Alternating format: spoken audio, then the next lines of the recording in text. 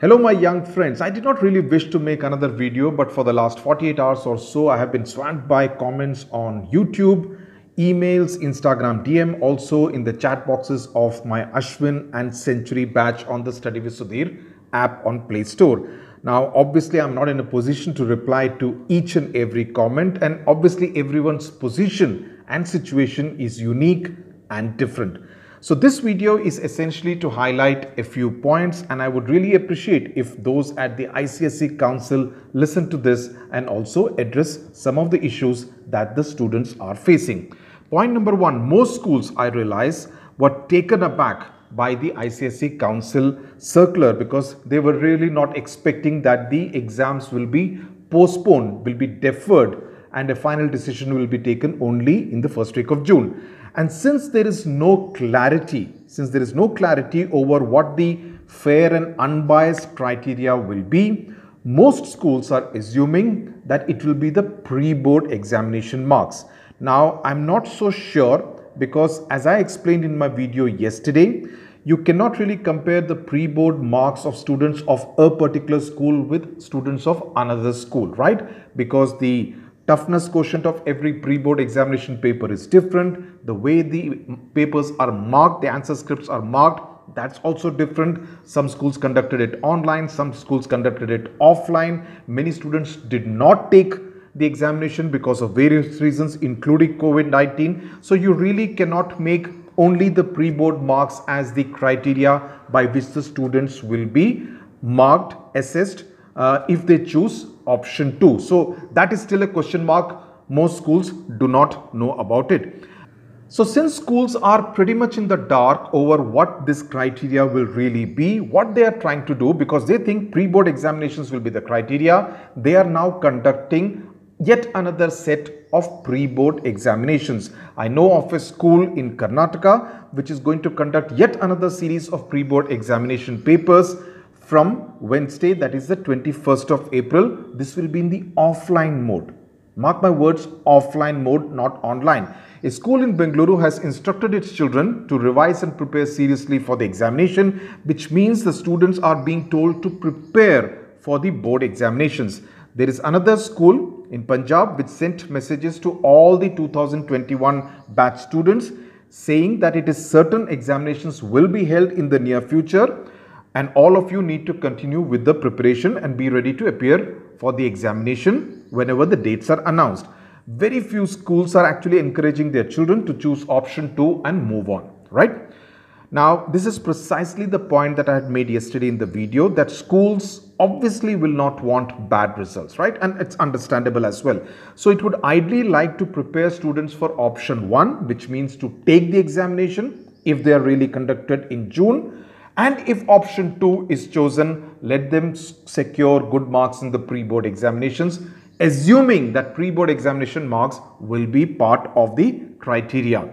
So the point I'm making is, why have this farce that the students are the ones who are actually choosing option 1 or option 2? The fact of the matter is that the students really are not the deciding person at all. It is the schools and or the parents who are actually taking the decision. So my limited request is, please do not treat children like sugarcane, right?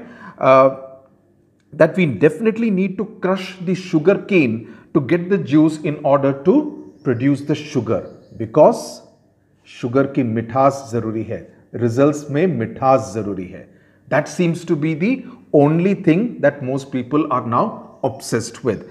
Meanwhile, point number 2, students who have secured admission to class 11, there are some CBSE and many coaching institutes which are actually starting their schools, their classes from the 22nd of April, right? So how do students do both class 10 preparation as well as start attending classes from the 22nd of April?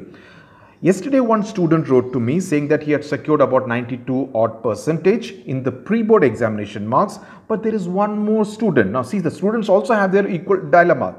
There is one more student in his school who has secured 94%. So he would come first and this guy would come second. But he wants to beat the boy and be the topper of his school. Now, I can understand that kind of ambition. absolutely nothing wrong with it. You need to be ambitious in life. But he also said that I need to start with my JEE preparation for the year 2023. So what should I do? So I told him, forget class 10, move on, focus on class 11, focus on your JEE preparation. So he said, will option 2 ensure that I will get more marks than the other boy and become the topper of my school? Now, in a situation where you do not even know what the criteria is, obviously no one, including me, is in a situation to tell him, is in a position to tell him whether that will indeed happen. My question to students like him and many others is, what is the guarantee that if you take the examination, assume that you take the examination, what is the guarantee that you will definitely be the topper and do better than him? I'm giving a hypothetical situation. He will also work hard, the other student, he will also work hard, and so now you have time to decide whether those 1 to 2% is more important or whether these 1 to 2 months is more important as far as your JEE preparation is concerned. You need to take the call. What is more important for you? At the end of the day, it's your decision, right? Now, some schools have asked students to choose option 1 or 2 and inform the management by Tuesday. By Tuesday, that's day after tomorrow. This even as the students and the parents have absolutely no idea about the criteria. This seems to me pretty much like a repeat of what happened in 2020. A parent sent me a very important query yesterday and I frankly did not have an answer to this. She wrote, suppose a student plans to take the examination and the examination indeed happens, but due to the COVID-19 situation, the particular student is not able to take the examination. How will he or she be awarded marks by the ICSE Council? Now, this is such a dynamic situation, so many ifs and buts, that the council should not really have complicated the situation this much more. Now, my limited suggestion is, given the fact that this is a very different and a very difficult kind of year, why not do away with the awarding of marks this year? Grade students A, B, C, right? Students securing above 90% according to whatever criteria that you arrive at, grade A, so that there is no distinction between someone who gets a 91 and a 99. Let them not compete on that front this year. 75 to 80, 89, give them grade B. Below 75, grade C, so that you are not suffering the humiliation that, oh, I got only a 56%, right? Or I got only a 63%, right? You treat people with be a little more magnanimous in the way you treat the students in this very difficult year. Be liberal in actually giving A and B grades. That's also very important. Give maximum A and B grades so that the students also have a sense of fulfillment that they managed to do something worthwhile through 2020-21. Let the ISC, CBSE and the state board schools also be liberal when it comes to giving admissions to all the students.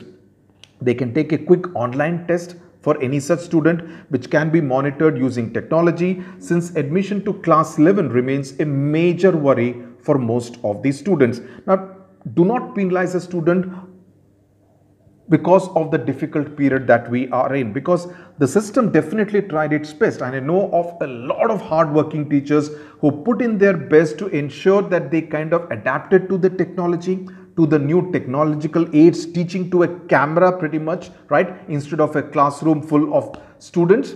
They adapted to it, but obviously it was not 100% efficient, right? It was not 100% efficient. So why should we expect the students to be 100% efficient? And I don't think that's being very fair to these 15-16-year-old students. Now, one doubt students had was whether in the first week of June, the council could say that, okay, COVID-19 situation is pretty much under control in all of India. So now everyone take the examinations. The answer is no, this cannot and will not happen, because the CBSE has gone ahead and cancelled the examinations. The ICSE has postponed the examinations and they have given these two options. It cannot suddenly go back and say no, option 2 is removed. It cannot, I think, legally even say something like that. A point about class 12 examinations. Can class 12 examinations happen in mid-June? because JEE advanced paper is scheduled for the 3rd of July, right? And if it is pushed to July, if the examinations are pushed to July, the NEET is on the 1st of August. So it will mean that both the JEE Advanced and the NEET dates will have to be rescheduled if you need to fit in the board exam period between mid-June and end of July. So that kind of a tweaking will need to be done.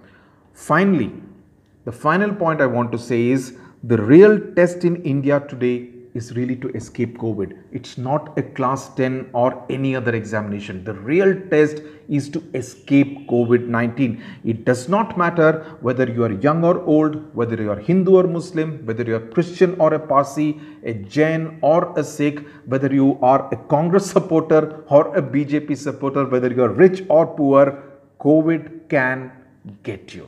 COVID can get you. The test is really on how best to avoid it. How best to avoid this virus, and if you test positive, in case unfortunately if you test positive, how to survive the ordeal. That is the biggest test. That is the most important examination we all have to pass today in India. The students, the parents, the teachers, the school managements, those at the council, those in the CBSE, those in the education ministry. So stay safe, stay masked.